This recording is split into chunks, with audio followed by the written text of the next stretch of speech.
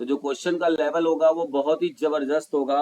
और ये हमारा जो बैच चल रहा है बीपीएससी और ये हमारे एग्जाम जो आने वाले हैं, इन दोनों पेपर्स को देखते हुए मैं अपने हिसाब से कुछ क्वेश्चंस को सेट कर रहा हूँ। कुछ क्वेश्चंस मतलब मिक्सअप टाइप के, कुछ पुराने जो रिपीटेड क्वेश्चंस ज़्यादा हैं उनको भी इसमें इंक्लूड किया हुआ है, लेकिन कुछ नए क्वेश्चंस भी आपके सामने लाऊंगा।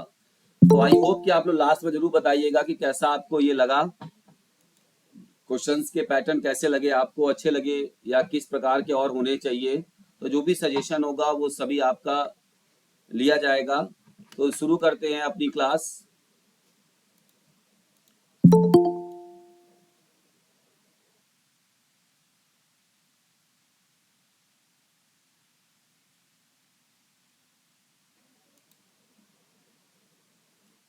बिना टाइम को वेस्ट किए शुरू किया जाएगा आज की क्लास। और अब हम लोग देख रहे हैं प्रैक्टिस सेट नंबर 6 को। ठीक है, ये हमारा सेट नंबर 6 है।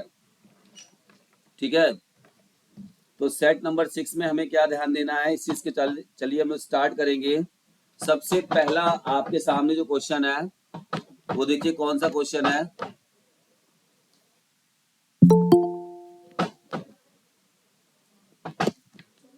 ठीक है, सबसे पहला जो क्वेश्चन आपके सामने है ये रहा।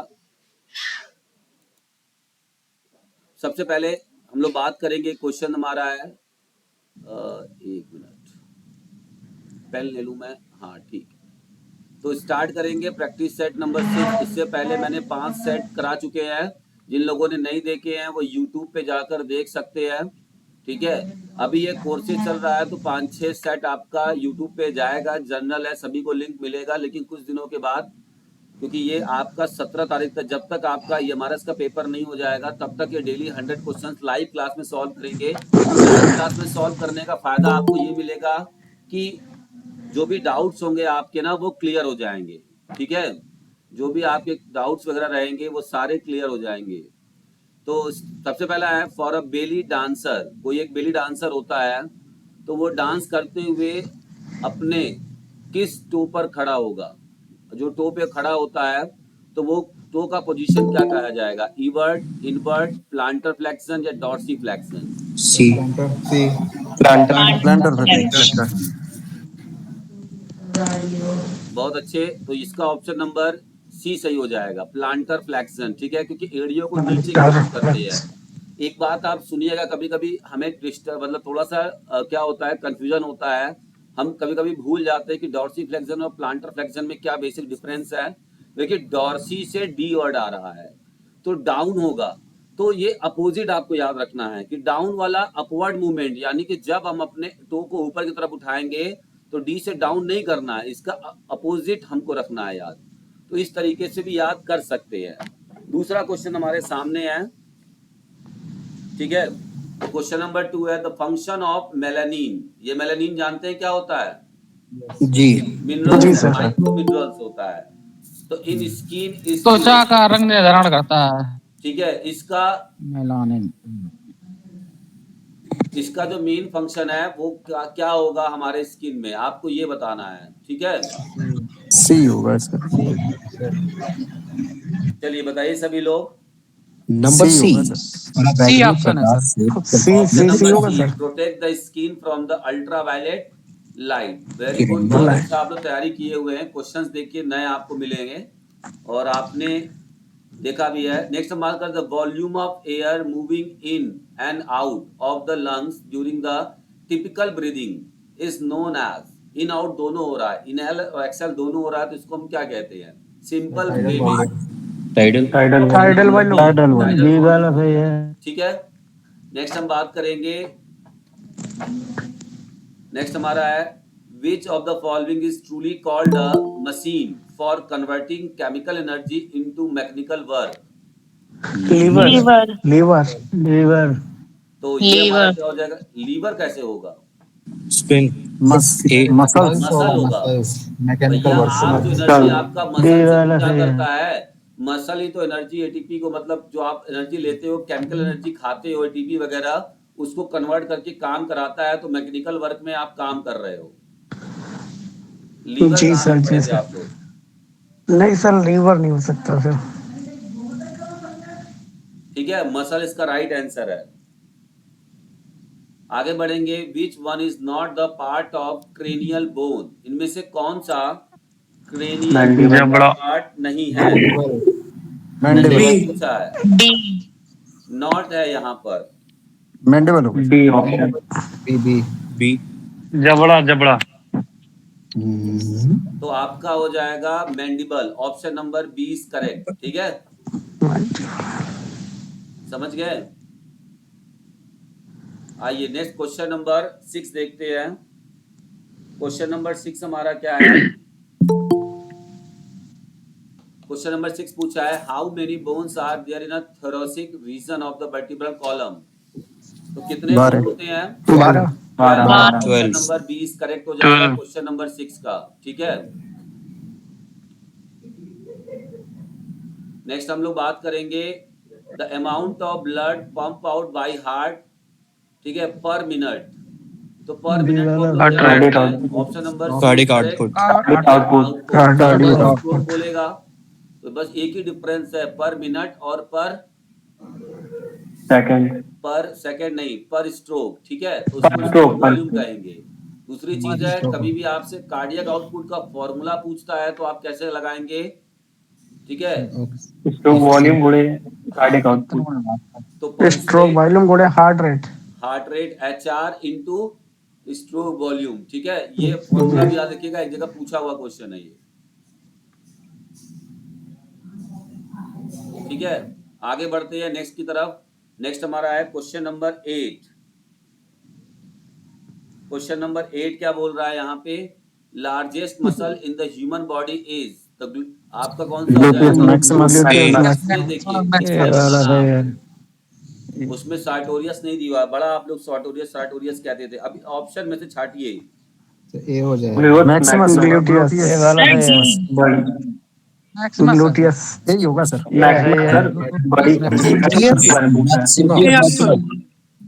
सार्टोरियस डी ऑप्शन नहीं सर, इसमें बड़ी है तो ग्लूटियस मैक्सिमस होगी। Gluteus Maximus. ठीक है, लार्जेस्ट मसल बोलेगा, सबसे बड़ी मसल। लार्जेस्ट होता होती है, तब सार्टोरियस होता। ठीक है, सार्टोरियस होता है।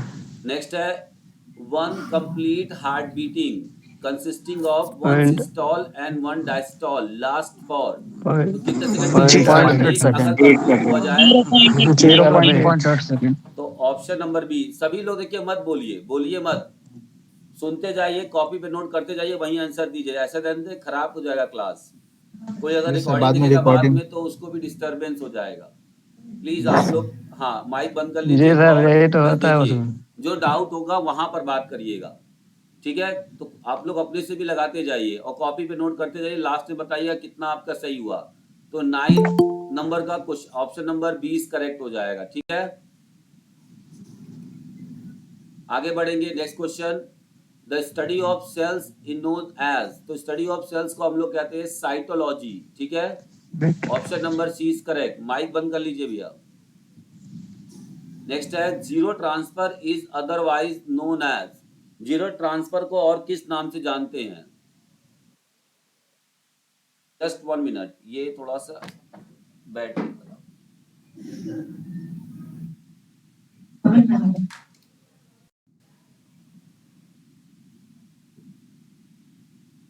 तो क्वेश्चन नंबर हमारा कौन सा है? 11। तो क्वेश्चन नंबर 11 हमारा है। ठीक है,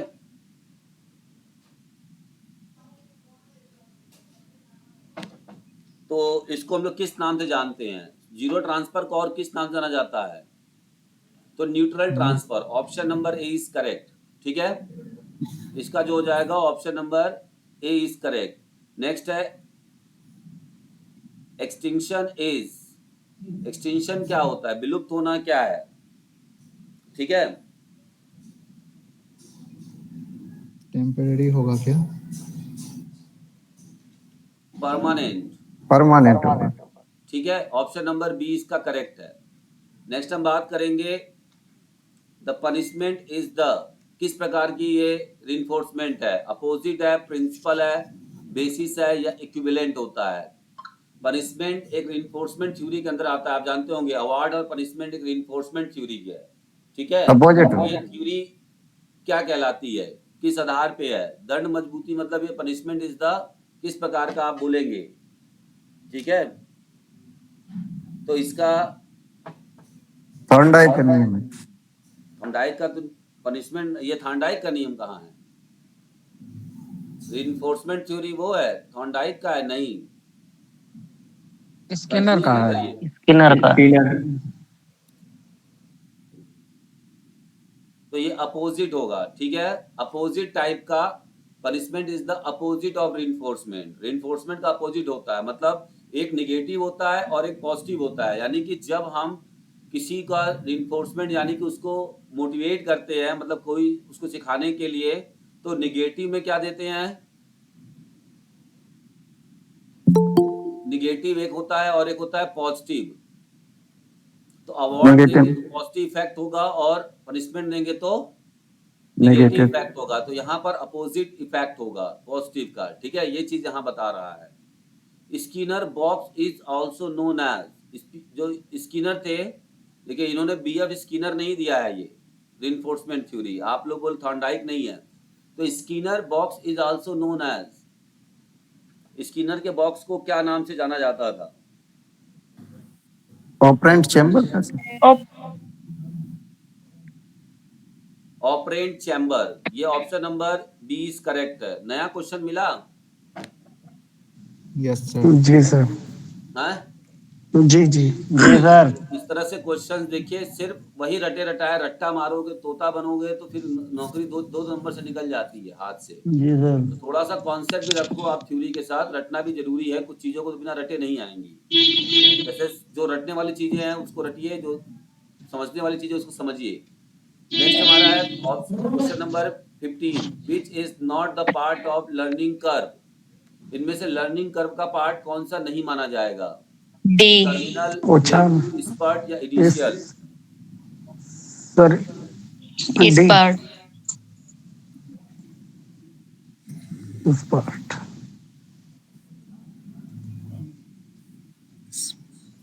प्लेटो, इनिशियल और प्लेटो तो दोनों है, सी होना चाहिए। ऑप्शन नंबर 20 करेक्ट है, टर्मिनल पॉइंट, ठीक है। टर्मिनल पॉइंट नहीं आता लर्निंग कर्व में। नेक्स्ट हम बात करेंगे the father of psychoanalysis is, तो यह आप लोगों को पता होगा Sigmund Freud. Option number 20 correct होगा, जी ठीक है। नेक्स्ट बात करेंगे क्वेश्चन नंबर 17 पे। क्वेश्चन नंबर 17 है motivation based on external reward is. External reward के थ्रू अगर हम किसी को करते हैं तो वो क्या कहलाता है? पॉजिटिव, निगेटिव, एक्सट्रिंसिक या इंट्रिंसिक? तो ऑप्शन नंबर 20 करेक्ट हो जाएगा, एक्सट्रिंसिक मोटिवेशन, ठीक है। तो एक्सट्रिंसिक मोटिवेशन इसका सही आंसर होगा। नेक्स्ट बात करेंगे क्वेश्चन नंबर 18 का। शिक्षा में बच्चों के बीच व्यक्तिगत भिन्नताओं से सबसे अधिक क्या प्रभावित होता है? In educational what is most affected by individual differences among children. अगर हम एजुकेशन की बात कर रहे हैं तो बच्चों में जो इंडिविजुअल डिफरेंस किस चीज पर होगा? Teacher appointment, teacher methodology, curriculum, time table. Time table तो कोई प्रभाव नहीं डालेगा, टीचर मेथडोलॉजी, पढ़ाने का तरीका। गुड, यही होगा इसका आंसर, टीचर मेथडोलॉजी। हाँ टीचर मेथड, मतलब टीचर, अगर हमारे पास क्या है, बहुत इंडिविजुअल डिफरेंस हो रहा है बच्चों में ना, कुछ कमजोर बच्चे हैं, कुछ तेज है पढ़ने में बच्चे, तो इसमें क्या हो रहा है, टीचर के पढ़ाने का जो मेथडोलॉजी होना चाहिए वो डिफरेंट होना चाहिए, तभी तो बच्चा समझ पढ़ पाएगा। नेक्स्ट है the meaning of the Latin word communicare is. Communicare जो लैटिन वर्ड है इसका मतलब क्या होता है? The word meaning of Latin word communicare. To talk. Sir B A, to talk. ये क्या बोल रही हैं? टू ए टॉक बोल रही थी ना, वो बी हो शेयर गया। होगा सर। ये वाला सही है। ए वाला सही है। टू शेयर, टू शेयर, साथ साथ। ठीक है। ऑप्शन नंबर 20 करेक्ट होगा इसका। क्लास की टाइमिंग आप लोग याद रखिए, जो लोग लेट आ रहे हैं, मैं कितने लोगों को एंट्री दूंगा, फिर एंट्री नहीं दूंगा तो बस सब लोग कहेंगे कि सर हम लोग क्लास में नहीं लिए। नेक्स्ट है, क्योंकि बार बार डिस्टर्ब होता है, स्क्रीन चेंज करना पड़ता है मुझे।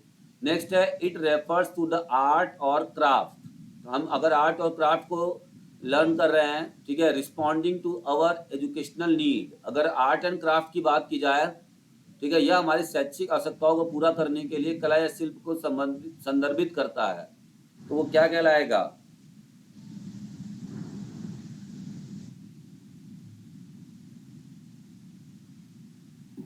Educational technology.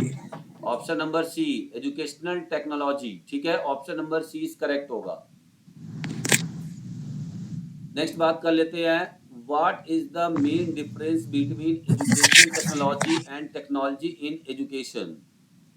Educational technology and technology in education, इन दोनों में डिफरेंस क्या होता है? ये देखिए, ये नया टॉपिक आया हुआ है, जब आप अभी पढ़ेंगे आगे ना, तो एजुकेशनल टेक्नोलॉजी के नाम से एक नया कोर्स आया हुआ है, बीपीएड में जोड़ा गया है, पता है आपको? नहीं सर।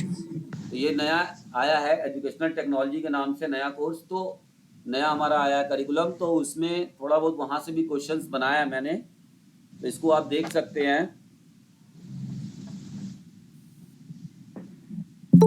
सर ए। बी होगा। तो यहाँ पे लिखा ये तो है, नहीं होगा। Education technology is the process of wide technology in education, ये वाला सही is the application of technology in education. ठीक है, तो इसका option number A is correct हो जाएगा।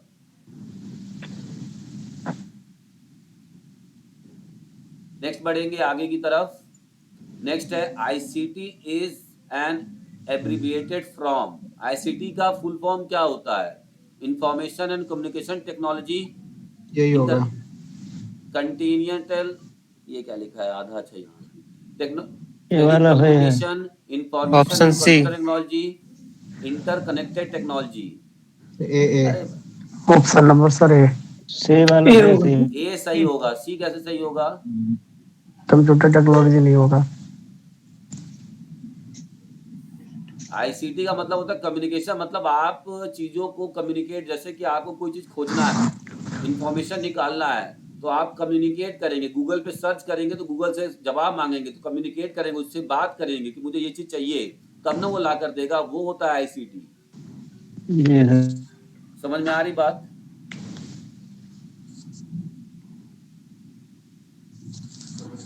नेक्स्ट है क्वेश्चन नंबर 23। ये क्या पूछ रहा है? In comparison to the general teaching plan, skill lesson plan are precise and specific, truly prepared या फॉरेस्ट, या ध्यान केंद्रित होता है, या इनोवेटिव होता है? अगर हम कंपेयर लेसन प्लान और स्किल लेसन प्लान, इन दोनों में क्या आपको कंपेरिजन करने पर क्या मिलेगा? तो स्किल लेसन प्लान कैसा होता है आपको ये बताना, अगर टीचिंग प्लान को कर रहे हैं स्किल लेसन प्लान से। सटीक और विशिष्ट ए होगा sir A. Precise and specific. Option number A is correct. तो जो स्किल लेसन प्लान होता है वो बहुत ही प्रिसाइज होता है और स्पेसिफिक इन नेचर में होता है। ठीक है, next, milk butter and ghee provides vitamin B and C, vitamin E, vitamin A and B, vitamin A and D. Sir D D D D होगा, डी, विटामिन ए और डी। A and D. तो option number यहाँ सीधा का मतलब ए and D होता है, क्योंकि दूध वगैरह से हमको कैल्शियम मिलता है, तो डी हमारा कैल्शियम को पहले आएगा, तो डी वाले को पकड़िए आप पहले, तो आपका ऑप्शन मिल जाएगा, तो option number D is correct हो जाएगा। ठीक है, आगे बढ़ेंगे। नेक्स्ट हमारा यहाँ पे क्या है? Vaginal candidiasis caused by fungus. Candidiasis, देखिए एक नया बीमार, मतलब ये है वेजाइनल होता है, ये बैक्टीरिया है, वायरस से होता है, कवक से है और फंगस से है। फटाफट। बैक्टीरिया बैक्टीरिया होगा। बैक्टीरिया सही कर रहा है। ए है number C option number fungus. सी।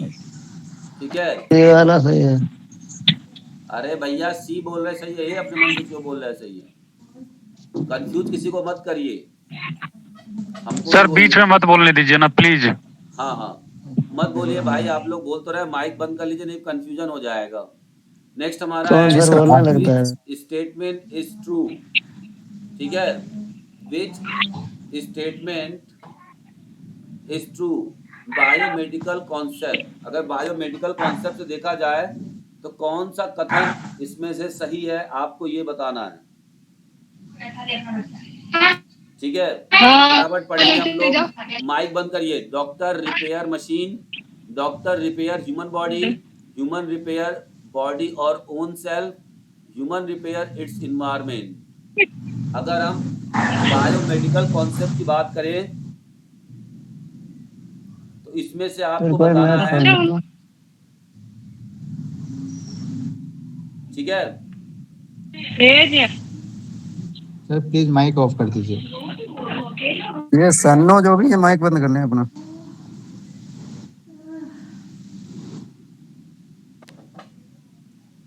तो बायोमेडिकल सीधा मतलब है doctor repair human body. Option number B is correct हो जाएगा। ठीक है, आगे बढ़ेंगे। नेक्स्ट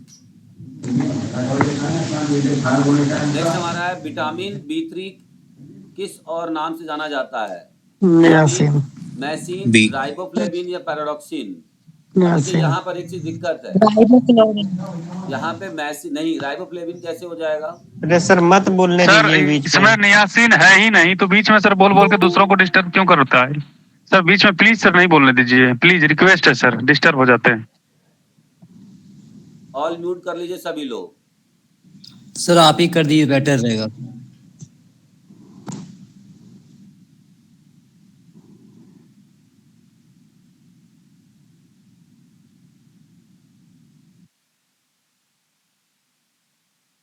अब कोई माइक नहीं खोलेगा। ठीक है, मुझे बोलने दीजिए। डाउट होगा तो लास्ट में डिस्कस कर लेना। क्वेश्चन नंबर नोट कर लो जिसमें डाउट हो जिसको भी।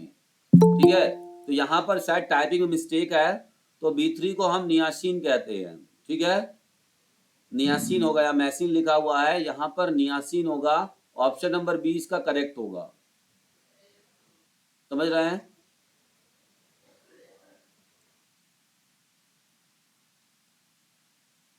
तो ऑप्शन नंबर बी इसका करेक्ट है, नियासिन। B3 को हम नियासिन के नाम से जानते हैं। मैंने अपनी क्लास में बताया हुआ है कि विटामिन जो बी कॉम्प्लेक्स है, B1, B2, B3, इनको याद करने का ट्रिक है। आप याद कर सकते हैं, थोरा ने पानी पर बसाया। पानी पर, तो ऐसे क्या होगा, थ से आ जाएगा आपका थायमीन, B1 को कहते हैं। रा आ जाएगा आपका राइबोफ्लोविन, B2 को कहते हैं। न आया नियासिन, B3 को कहते हैं। ठीक है, इसके बाद आपका आ जाएगा पैराडॉक्सिन जो कि B5 होता है। ठीक है, बसाया बी से आपका आ जाता है B7, बायोटीन कहते हैं उसको। ठीक है, तो इस तरीके से मैंने आपको बताया हुआ। बाकी 9 और 12 वाला आपका इजी होता है, फॉलिक एसिड। आइए आगे बढ़ते हैं। Question number 28। तो क्वेश्चन नंबर 28 को हम लोग देख लेते हैं। क्वेश्चन नंबर 28 क्या है?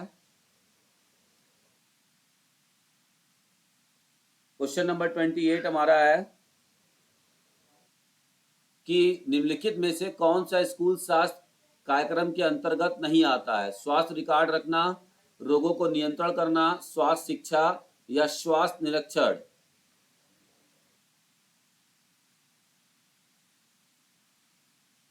स्कूल हेल्थ प्रोग्राम के अंतर्गत नहीं आता है।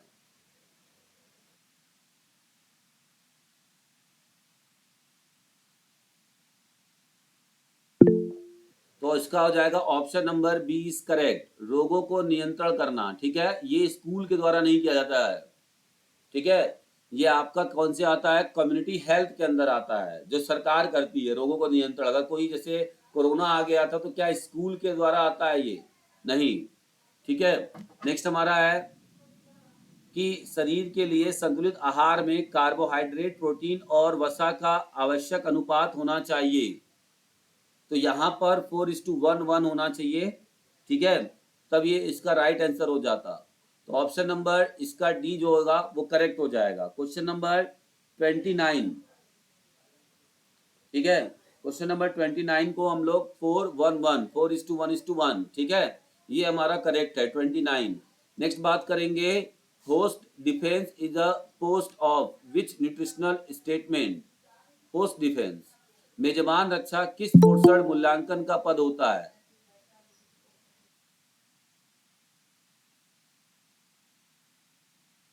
ठीक है, host defence is a post of which nutritional assessment. जब हम न्यूट्रिशनल असेसमेंट करते हैं किसी का, ठीक है, तो उसमें जो हमारा होता है,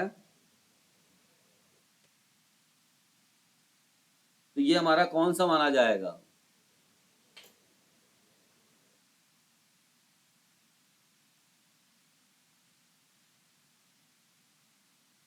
तो ये आपका है फंक्शनल इंडिकेटर्स। ठीक है, ये है ऑप्शन नंबर ए इसका करेक्ट हो जाएगा। नेक्स्ट है which type of drugs are prescribed by doctors to treat conditions such as attention deficit hyperactivity disorders। किस प्रकार के दिक्कत के लिए, ठीक है, अटेंशन डिफिशिएट हाइपर एक्टिविटी, ये पता है ना ये कौन सी डिफॉर्मिटी है? सॉरी, डिफॉर्मिटी मैंने बोला इसको, सॉरी, ये आपका डिसऑर्डर्स है। तो डिसऑर्डर्स होता है, ये ब्रेन से रिलेटेड होता है। तो अगर किसी को ऐसा प्रॉब्लम है तो किस प्रकार का दवा लेना चाहिए उसको ठीक करने के लिए? बीटा ब्लॉकर होना चाहिए सर। ठीक है, इसका जो राइट आंसर होगा ऑप्शन नंबर डी है एम्फेटामाइंस, क्योंकि दिमागी उत्तेजना को ये बढ़ाता है। ठीक है,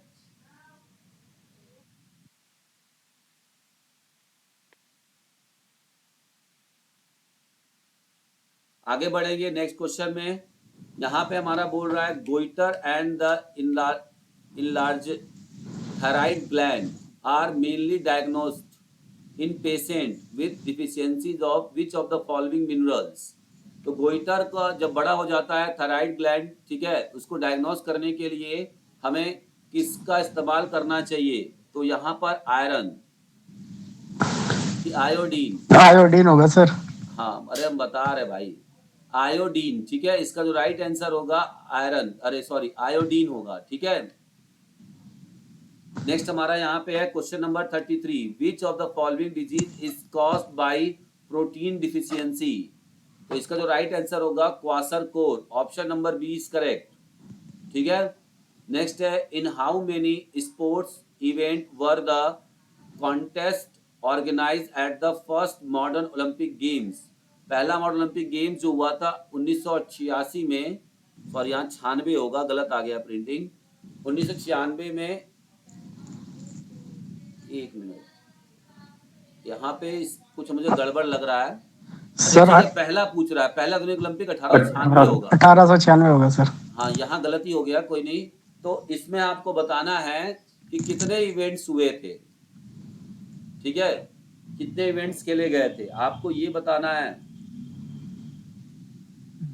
ठीक है, 9 13 11 है सर। ठीक है, 11 वाला इसका है।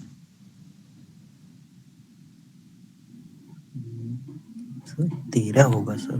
13 इसका, ये 13 तो नहीं है सर। ठीक 13 है, है सर। आगे बढ़ेंगे। नेक्स्ट हम देखेंगे question number 35, for sociologist physical education is an.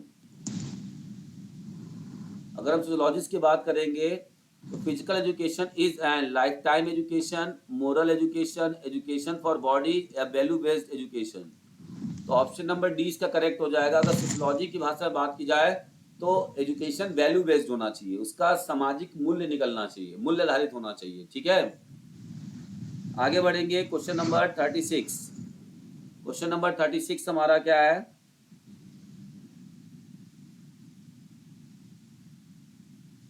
तो which of the following characteristics is common to pragmatism, naturalism and existentialism। अगर हम बात करेंगे प्रैग्मेटिज्म और नेचुरलिज्म और एक्सटेंशियलिज्म की, इसमें सबसे कॉमन बात क्या है, किस पर जोर देते हैं ये?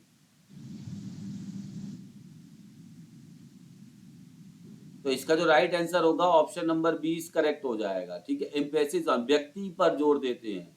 प्रैग्मेटिज्म क्या कहता है कि अनुभव के द्वारा जो व्यक्ति सीखता है वही प्रैग्मेटिज्म है, एक्सपीरियंस।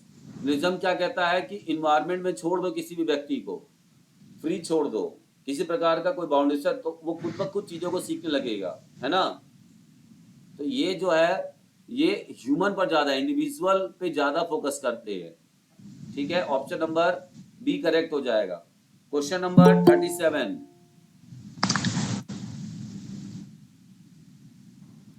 क्वेश्चन नंबर 37 क्या है?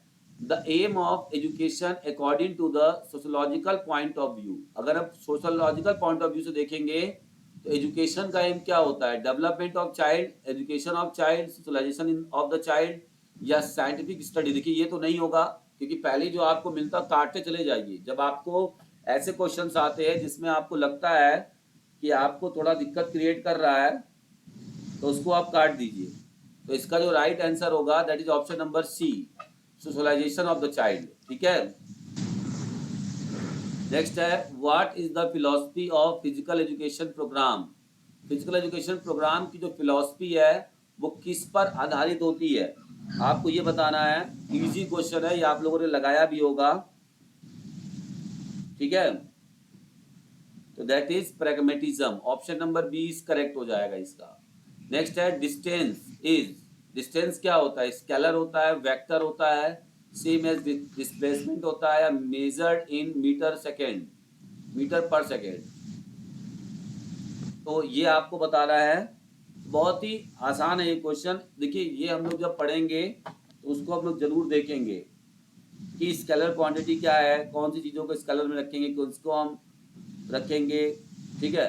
तो इसका जो राइट आंसर हो जाएगा ये स्केलर क्वांटिटी है। इसका एक लिस्ट आप बना लीजिएगा बायोमैकेनिक्स में, जो भी डिस्प्लेसमेंट और जो भी चीज़ें आप पढ़ते हैं, है ना।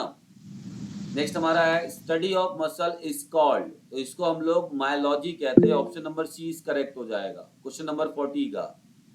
Question number 41, which of the following movements are fundamental, ठीक है, टू स्पोर्ट एंड एक्सरसाइज। कौन सा fundamental to sports and exercise, यहाँ पे टू सट गया है। तो किस प्रकार के मूवमेंट्स को हम स्पोर्ट एक्सरसाइज में रखेंगे? Walking, running, jumping and kicking, walking, rolling, jumping, bowling, lifting, running, jumping, throwing. Fundamental movements कौन सा इसमें से कहलाएगा, आपको ये बताना है, ठीक है। फंडामेंटल मूवमेंट्स को हम लोग देखेंगे, तो ये आपका हो जाएगा walking, running, jumping and throwing. तो option number D is correct. ये जो चार हैं ये हमारे फंडामेंटल मूवमेंट होते हैं, ठीक है। इसको हम क्या कहते हैं? फंडामेंटल मूवमेंट्स कहते हैं। आगे बढ़ेंगे, नेक्स्ट क्वेश्चन हमारा क्या है? नेक्स्ट क्वेश्चन हमारा है, the study of the joint is called. तो स्टडी ऑफ ज्वाइंट्स को हम लोग क्या कहते हैं? ऑर्थोलॉजी, ठीक है। Option number B is correct हो जाएगा इसका। आगे नेक्स्ट क्वेश्चन नंबर 43। तो क्वेश्चन नंबर 43 हमारा क्या है? Unit of distance and displacement are. Distance और डिस्प्लेसमेंट की जो यूनिट होती है वो क्या है, आपको ये बताना है। तो मीटर होती है, ठीक है, ये आपको बताना है। नेक्स्ट हमारा है, the flight path of an object. अगर कोई ऑब्जेक्ट है, फ्लाइट मतलब हवा में है, तो इस पाथ को हम लोग क्या कहते हैं? वेलोसिटी नहीं, प्रोजेक्टाइल या ट्राजेक्ट्री। प्रोजेक्टाइल नहीं होगा, प्रोजेक्टाइल आपने दो चीजें है। Number B, number 2।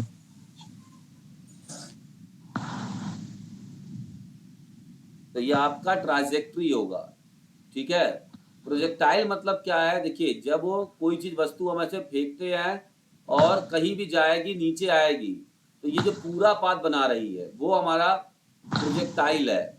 और सुनिए इसी में देखिए पूरी चीज समझ लीजिए, ये हमारा प्रोजेक्टाइल है। कोई भी वस्तु हमने फेंका, हवा में गई, उसके बाद नीचे आई, कोई भी एंगल बना रही है, ये हमारा क्या हो जाएगा? पूरा नीचे भी आई, उसे हम प्रोजेक्टाइल कहेंगे।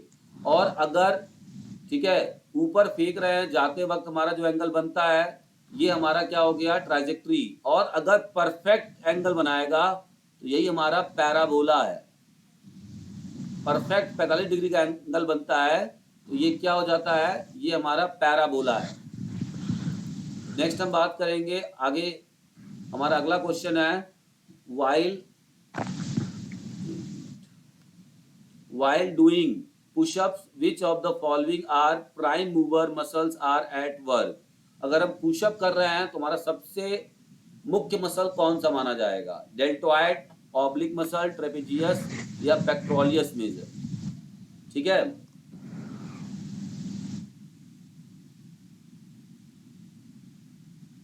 अगर हम पुशअप कर रहे हैं तो सबसे मुख्य मसल कौन सी होगी इसमें? अरे भाई नंबर पुशअप डी। किसके लिए करते हैं, पेक्टोरियस मेजर, सबसे ज्यादा प्रेशर जिस पर पड़ेगा वही प्राइम मूवर है। ठीक है, तो ऑप्शन नंबर डी इसका करेक्ट हो जाएगा। नेक्स्ट हमारा है question number 47, bicep brachii muscles is which type of skeletal muscle. जो आपका बाइसेप ब्रांकी मसल्स होता है, ठीक है, वो स्केलेटल मसल्स के किस टाइप में आता है, कन्वर्जेंट मसल, सर्कुलर मसल, यूनिपेनेट या फिर पैरेलल मसल। तो 47 का आपको बताना है।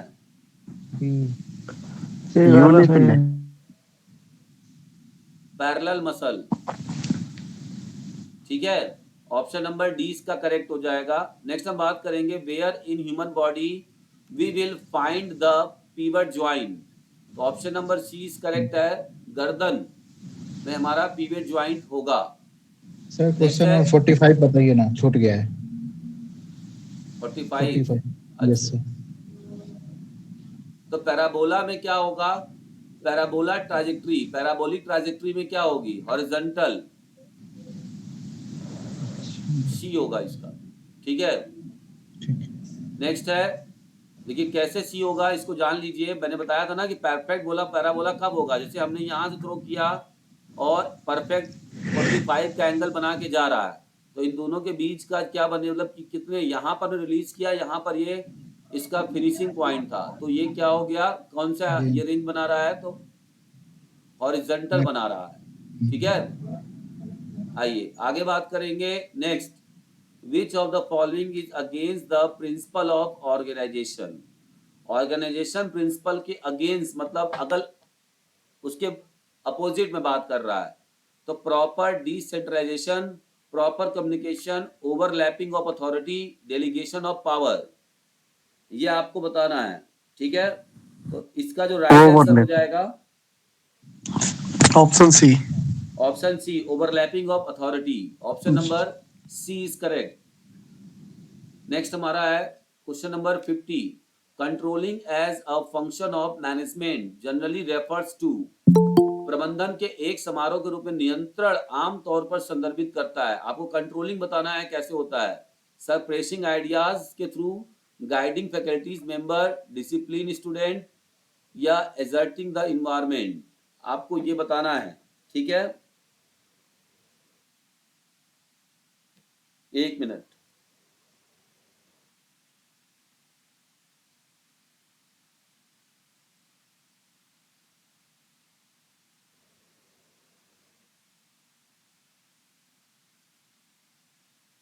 तो ये जो हमारा कंट्रोलिंग होता है, तो इसका कार्य कैसा कार्य होता है, अगर मान लीजिए कोई मैनेजमेंट है आप पे कंट्रोल करता है, उसका काम कार्य कैसा होगा, तो गाइडिंग की तरह कार्य होता है। कंट्रोलर का मतलब क्या होता है कि आपको गाइड करे। ठीक है,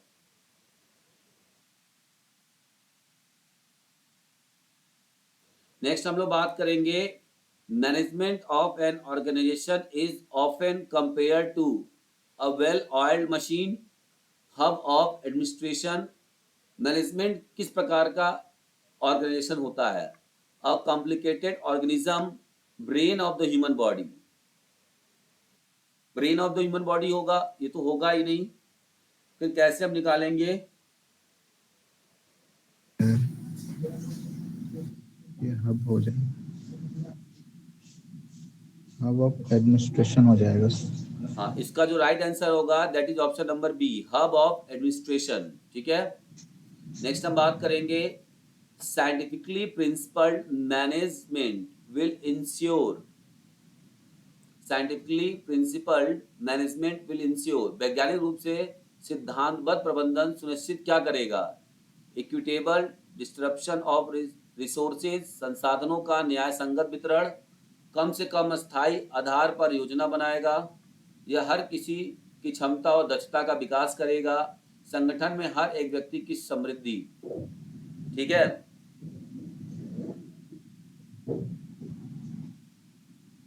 तो आपको बताना है कि जो मैनेजमेंट का प्रिंसिपल है साइंटिफिकली वो क्या करता है।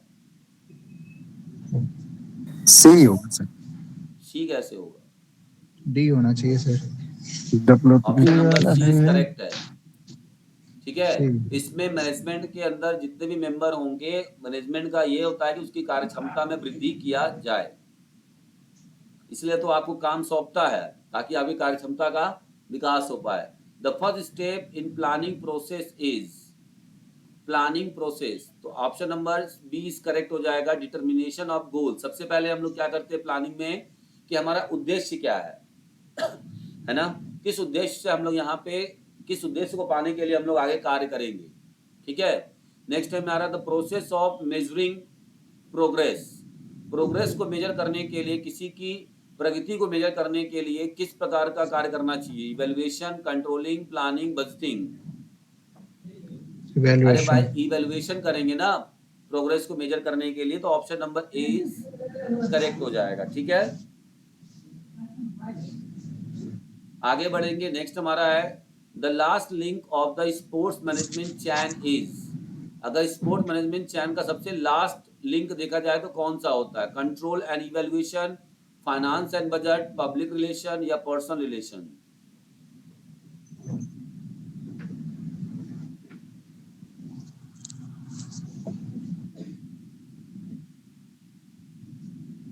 कंट्रोल, ऑप्शन नंबर ए, सबसे लास्ट लिंक जो होगा स्पोर्ट्स मैनेजमेंट का, कंट्रोल एंड इवैल्यूएशन। ठीक है, आगे बढ़ेंगे। नेक्स्ट है सुपर कंपनसेशन मीन्स, तो देखिए कई बार रिपीट हुआ है, तो adaptation to load, option number C इसका करेक्ट है। Who amongst the following has been regarded as the father of modern periodization? Periodisation का मैंने अपने नोट्स में दिया हुआ है कि पीरियडाइजेशन को किसने निकाला था। मॉडर्न पीरियडाइजेशन जो आया हुआ है उसको किसने बताया था कि पीरियडाइजेशन में प्रिपरेटरी पीरियड होगा और फिर ट्रांजिशन पीरियड होगा, कंपटीशन पीरियड होगा, उसके अंदर भी और सारे चरण होते हैं, बिल्डअप कंपटीशन है, मेन कंपटीशन है ना। तो इन सब का कॉन्सेप्ट देने वाला कौन है आपको ये बताना है। ऑप्शन ए डी ये होगा सर। मैथ्यू। ठीक है, तो ये हमारा मैथ्यू है। ठीक है, option number A is correct है। नेक्स्ट यहाँ पे बात करेंगे question number 58, manipulative training volume and intensity to facilitate the best performance for a major competition is known as, एक प्रमुख प्रतियोगिता के लिए सर्वश्रेष्ठ प्रदर्शन की सुविधा के लिए जोड़तोड़ प्रशिक्षण मात्रा और तीव्रता के रूप में जाना जाता है। Peaking and unloading microcycle, regeneration of microcycle, shock microcycle या डेवलपमेंट ऑफ माइक्रोसाइकिल। मतलब अगर हम ट्रेनिंग दे रहे हैं तो उसमें जो वॉल्यूम और इंटेंसिटी के बीच, परफॉर्मेंस के बीच जो हम जोड़ तोड़ करके उसकी ट्रेनिंग को मॉडिफाई करते हैं, तो उसमें किस प्रकार का साइकिल आप यूज करेंगे। ठीक है, इसका यहाँ पे है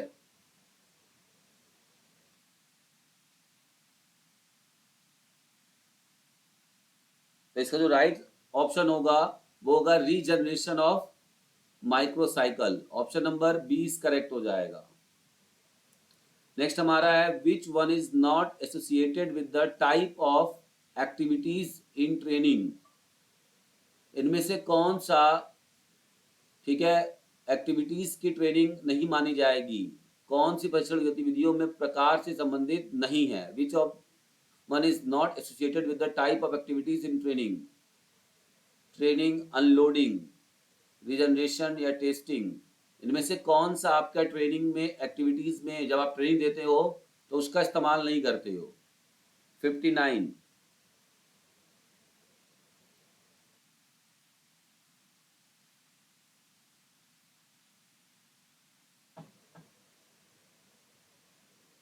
इसका जो राइट आंसर हो जाएगा, अनलोडिंग। ठीक है, नहीं, लोडिंग तो होता है, लोडिंग अनलोडिंग मतलब किस तरह से हम लोड दे रहे हैं नहीं दे रहे हैं, ठीक है। इसका जो राइट आंसर हो जाएगा टेस्टिंग। टेस्ट हम नहीं करते हैं, ठीक है, ट्रेनिंग में। नेक्स्ट हमारा है altitude training was heavily developed after which Olympics. किस ओलंपिक के बाद, ठीक है, ऊंचाई प्रशिक्षण का अधिक विकास किया गया? किस ओलंपिक के बाद? सबसे पहला ऊंचाई पर कब हुआ था पता है आपको? ये मेक्सिको में 68 1968 में। में हुआ था। 1968 मॉन्ट्रियल। मॉन्ट्रियल कहाँ हुआ था? Mexico Mexico. मैक्सिको में हुआ था। अच्छा, मेक्सिको हुआ था सही, ठीक है। Option number A is correct है। तो यहीं पर जब ऊंचाई पे पहली बार ओलंपिक कराया गया, इसके बाद से जो हाई एल्टीट्यूड ट्रेनिंग का जो कॉन्सेप्ट है वो हम लोग के सामने आया, और फिर वहां पर हाई एल्टीट्यूड पे ट्रेनिंग देने की ट्रेनिंग का विकास हुआ, ठीक है। The training programme has its primary focus on. प्रशिक्षण कार्यक्रम का प्राथमिक फोकस किस पर होता है? Physical fitness, techno technical abilities, performance, या मल्टी लेटरल फिजिकल डेवलपमेंट। तो कोई भी हम ट्रेनिंग प्रोग्राम देते हैं उसका मेन एम क्या होता है? परफॉर्मेंस। अपनी तकनीकी क्षमता है। भैया परफॉर्मेंस को बढ़ाना सबसे मेन उद्देश्य होता है। किसी भी तरह एनी हाउ खिलाड़ी का परफॉर्मेंस बढ़ाना है, टॉप फॉर्म पे उसको पहुंचाना, यही हमारा मेन प्राइमरी फोकस होता है कि उसकी परफॉर्मेंस कैसे भी बढ़ाई जाए। तो अलग अलग डिफरेंट टाइप्स की टेक्निक्स और ट्रेनिंग का यूज करते हैं। विच of the following does not include the principle of sport training? Progression of load, cyclicity of training, continuity. Option number A is correct हो जाएगा, इकोनॉमी ऑफ मूवमेंट। ये कोई हमारा प्रिंसिपल नहीं होता है। नेक्स्ट है while exercising on multi gym the type of muscular contraction that occur. हमने बताया था कि जिम एक्सरसाइज करेंगे तो कौन सा कहलाएगा? मैट्रिक्स वो आइसोकाइनेटिक। आइसोकाइनेटिक, ठीक है। जितने भी मशीन वाले एक्सरसाइज बने हुए हैं ये आपके कहलाएंगे आइसोकाइनेटिक, मशीन पर होता है, ठीक है। नेक्स्ट हमारा है which of the following types fitness equipment is often an effective motivational tools help track steps taken and distance covered while moving. निम्नलिखित में से कौन सा फिटनेस उपकरण है जो अक्सर एक प्रभावी प्रेरक उपकरण होता है क्योंकि यह चलने के दौरान उठाए गए कदमों और तय की गई दूरी को ट्रैक करने में मदद करता है, मापता है? तो हार्ट रेट मॉनिटर है, एलिप्टिकल मशीन है, पैडोमीटर है, या बायो इलेक्ट्रिकल इम्पीडेंस एनालाइजर है? अरे भाई सीधा से आप जब ट्रैक पे मूव कर रहे हो तो आपके हर एक चीज का मॉनिटर करता है, तो वो कौन है इसमें से?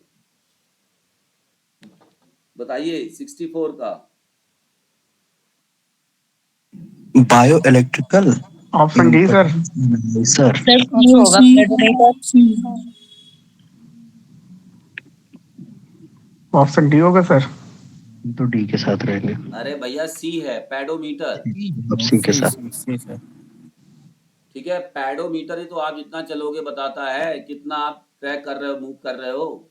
नेक्स्ट है which of the following test is not a test for motor ability. ये दिया है आपको क्वेश्चन, ठीक है। इसमें से मोटर एबिलिटी के लिए वो टेस्ट नहीं होता है। Larson test, Metheny Johnson test, Cozens athletic ability test, JCR test. अब बताना है भोजन। मोटर एबिलिटी के लिए या मोटर फिटनेस एबिलिटी को देखने का टेस्ट नहीं है, ठीक है। लार्सन टेस्ट क्या? अरे ये तो सिंपल सा लिखा है ना, एथलेटिक एबिलिटी टेस्ट, जी ठीक है। तो यहाँ पर हम देखेंगे मैथनी जॉनसन टेस्ट भी होना चाहिए। Option number B is correct होगा, मैथनी जॉनसन टेस्ट, ठीक है। आगे बढ़ेंगे। नेक्स्ट हमारा है ruler drop test is used for. ये तो पता होगा, रिएक्शन टाइम सर।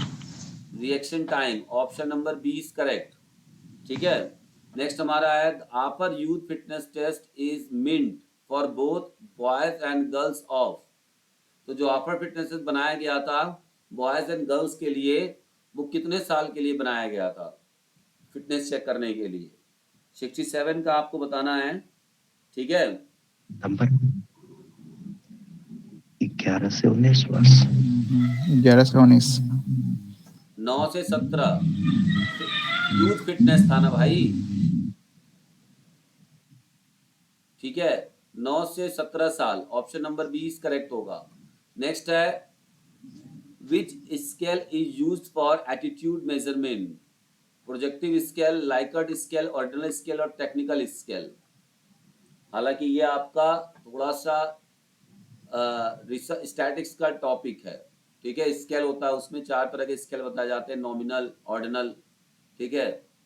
तो किस प्रकार का जो स्केल एटीट्यूड मेजरमेंट करता है? Like art scale.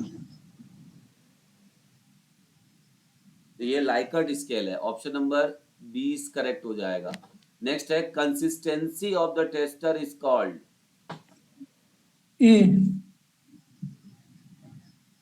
तो ये आपका ऑप्शन नंबर ए हो जाएगा, ठीक है? कंसिस्टेंसी रिजल्ट, ठीक है? तो ये आपका ए ऑप्शन रिलायबिलिटी है। Which among the following test item is not the part of Philip JCR test? Shuttle run, vertical jump, push up या चिनिंग? तो option number C is correct, ये नहीं होता है जेसीआर में, ठीक है? जेसीआर में जंप, जे से जंप, ठीक है? सी से चिनिंग और आर से रन, शटल रन, ठीक है? तो ये आपका सी वाला ऑप्शन नहीं होगा। तो अभी कुछ हम लोग क्वेश्चंस और देखेंगे, थोड़ा सा इजी क्वेश्चन आपको मिलेगा। अब आपको लगेगा कि नहीं ठीक है, पेपर इस तरह का आएगा, अगर मान लीजिए ऐसा पेपर देखिए ईएमआरएस वगैरह में आने का चांस है, थोड़ा सा ऐसे ही घुमाएंगे या टफ टाइप का आपको देंगे, ठीक है? आगे बढ़ा जाए? जी सर। चलिए तो हम लोग आगे बढ़ते हैं। तो यहाँ पर हमारा है the kneading is concern with training, coaching, exercising और मसाज। मसाज मसाज सही। Massage, option number D massage. Correct है, ठीक है? आगे बढ़ेंगे। The spirometer is used for measuring, तो option number C is correct, vital capacity. Which is the best activity to promote self-confidence in the students? Combative skills, technical skills, traditional skills या recreational activities? मतलब किस प्रकार का sports हम join करेंगे जिससे कि वो उसके अंदर सेल्फ कॉन्फिडेंस को पैदा करेगा? Question number 73। Sir recreational D हो जाना चाहिए। रिक्रिएशनल कैसे करता है? टेक्निकल है सर। ये भी नहीं होगा, ये भी नहीं होगा, टेक्निकल स्पोर्ट्स भी नहीं होता है, कॉम्बेटिव स्पोर्ट्स होता है ना, इसमें थोड़ा सा मार धाड़ सीखेंगे तब ना हमारा सेल्फ रिस्पेक्ट मतलब सेल्फ आत्मसम्मान मतलब कॉन्फिडेंस का लेवल बढ़ेगा, है ना? उड़म तड़ी होगा सर। नेक्स्ट हमारा in which year the Sydney Olympic games were held? Option number 20 correct. इसी सिडनी ओलंपिक में स्पेशल क्या हुआ था, कोई बताएगा? इसी साल ड्रग्स रहित, ड्रग्स वाला जो शपथ था वो शुरू हुआ था कि ड्रग्स हम नहीं लेंगे। कोई खिलाड़ियों ने शपथ में ये जोड़ा गया था ड्रग्स वर्ड को, ठीक है? नेक्स्ट हमारा है which one comes under the command method teaching? इनमें से कौन सा कमांड टीचिंग के अंतर्गत आता है? Blowing the whistle, drum beat, gun shot, all of the above? Correct है। ब्लोइंग द विसिल मतलब विसिल बजाना भी एक कमांड मेथड है या कमांडिंग टीचिंग मेथड है कि नहीं? क्योंकि विसिल पर हम लोग कराते हैं, ड्रम बीट पे भी कराते हैं और गन शॉट पे भी कमांड है, तो तीनों ही कमांडिंग मेथड होती है, ठीक है? या कमांडिंग मेथड ऑफ टीचिंग है, ठीक है? आगे बढ़ेंगे। Which of this do not belong to the category of dope? इनमें से कौन सा डोप की कैटेगरी में नहीं आता है? तो option number B is correct, caffeine. Caffeine हम लोग कॉफी में भी पीते हैं और कॉफी को बैन नहीं किया गया है, ठीक है? नेक्स्ट हमारा हॉरिजॉन्टल प्लेन है, plane moves around. Horizontal plane कैसे मूव करता है? फ्रंटल एक्सिस पे। फ्रंटल एक्सिस पे, transverse axis, vertical axis, sagittal axis. Vertical axis. vertical axis. Option number C is correct, vertical axis. ठीक है, नेक्स्ट हमारा है how many sports events were introduced in first modern Olympic games? No. तो यहाँ पर आपका आ जाएगा option number B is correct, 9 events हुए थे। नेक्स्ट हमारा when did the women wrestling competition was introduced in Olympic games? महिलाओं के लिए रेसलिंग प्रतियोगिता कब शुरू की गई थी ओलंपिक में? ऑप्शन नंबर, ठीक है, सी, दैट इज 1968 में। आगे बढ़ेंगे, question number 80, name the only women wrestler who won medal in Olympic games? Sakshi Malik. Babita या साक्षी मलिक? तो option number D is correct, Sakshi Malik ऐसी बस इसमें से है। गीता फोगाट ओलंपिक मेडल नहीं लाई थी, एशियन गेम्स में आया था इसका। मेरी कॉम बॉक्सर है, बबीता फोगाट भी नहीं लाई अभी। ठीक है, तो साक्षी मलिक लेकर आ चुकी है। नेक्स्ट हमारा है name the first women weightlifter who won the medal for India in Olympic games? तो Karnam Malleswari, option number C is correct.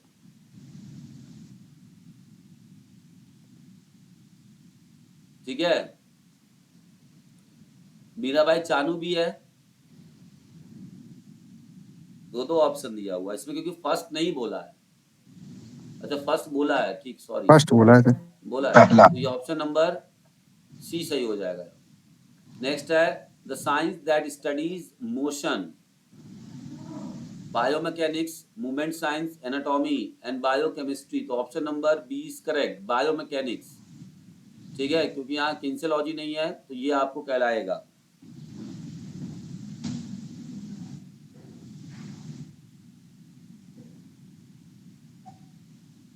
आगे बढ़ेंगे, according to the new rules of FIH, how many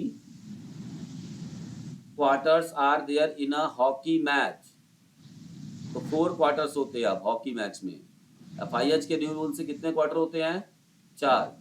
next है सर्जेंट जंप मेजर्स, तो यहाँ पर option number ए सही हो जाएगा, एक्सप्लोजिव स्ट्रेंथ। क्लस्टर सैम्पलिंग, देखिए ये आपका सैम्पलिंग यानी रिसर्च क्वेश्चन हुआ है, इसको हम लोग आगे बढ़ेंगे। इसका वो सिखा दूँ आपको, इसका ट्रिक है, हालांकि जब पढ़ेंगे नहीं तो समझ में नहीं आएगा trick. Origin of sumo wrestling, sumo wrestling का कहाँ पे ओरिजिन हुआ था? तो जापान में, option number D is correct है। ठीक है, a score to which an obtained score as compared, जब प्राप्त आंकड़े को किसी से कंपेयर किया जाता है तो ऑप्शन नंबर बी, नॉर्म्स से। सर 85 का आंसर बता दीजिएगा केवल। 85 का जी, ये नॉन प्रोबेबिलिटी सैम्पलिंग है, सॉरी प्रोबेबिलिटी सैम्पलिंग होगा।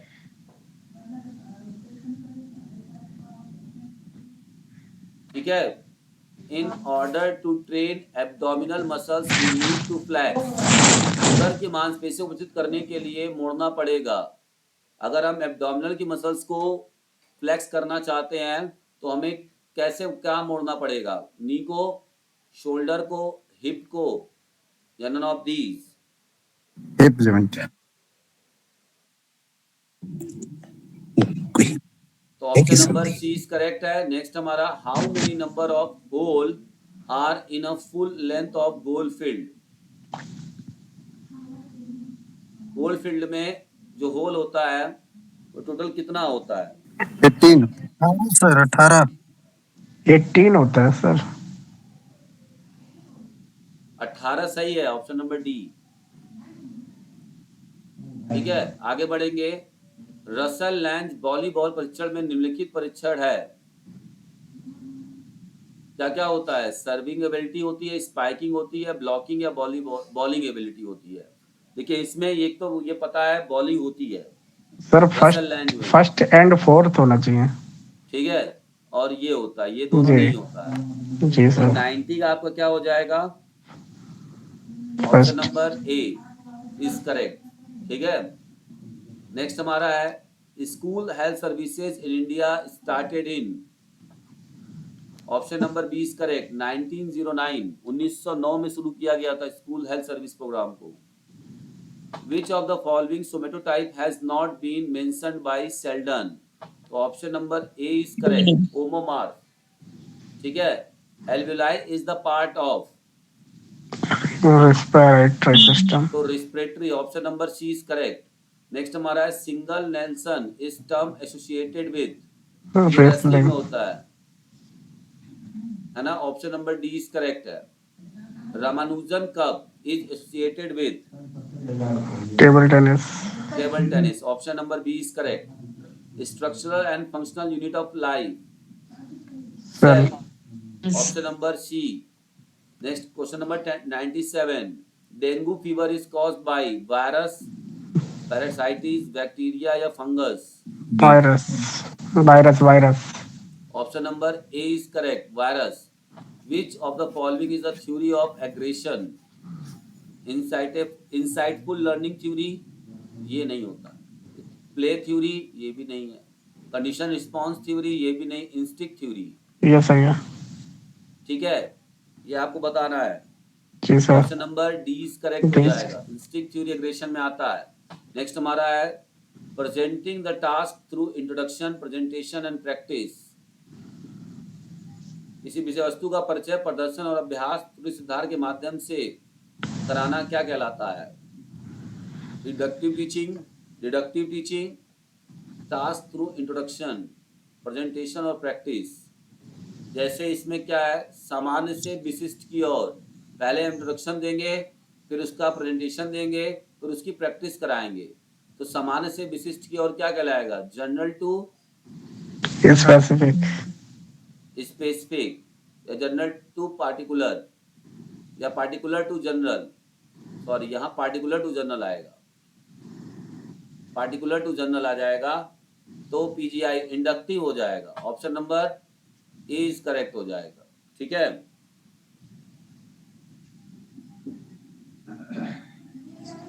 नेक्स्ट है which is not performance factor, इनमें से कौन सा परफॉर्मेंस फैक्टर नहीं है? टेक्निकल एबिलिटी, टीचिंग एबिलिटी या कंडीशनल एबिलिटी। परफॉर्मेंस से संबंधित नहीं होगा प्रभावित, टीचिंग एबिलिटी। Teaching ability.